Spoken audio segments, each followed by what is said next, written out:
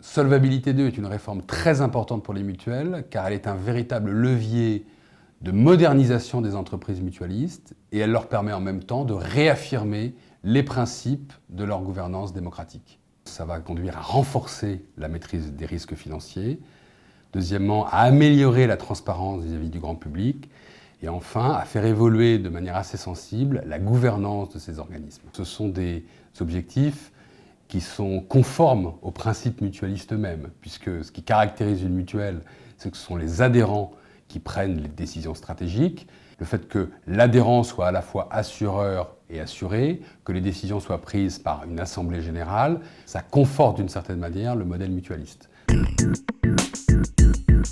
L'une des règles de Solvabilité 2 fait que toute décision importante doit être prise par au moins 2 personnes, 2 dirigeants effectifs.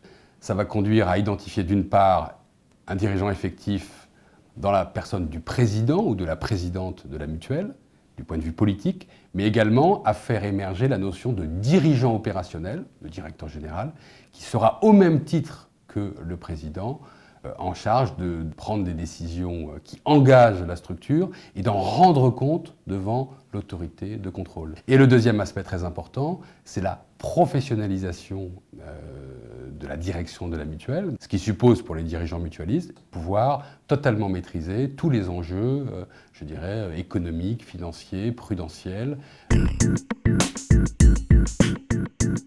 La FNMF a accompagné les mutuelles dans toute leur diversité et sur l'ensemble des champs de Solvabilité 2, ce qu'on appelle les 3 piliers, c'est-à-dire le calcul des besoins en fonds propres, la gouvernance et tout ce qui relève de la communication financière. D'ailleurs, les mutuelles aujourd'hui sont prêtes. Depuis plusieurs années, ce sont plusieurs milliers de personnes qui ont pu être formées à Solvabilité 2. Nous avons également développé un certain nombre d'outils, des outils de simulation, des outils de calcul permettant justement un reporting, une communication financière facilitée.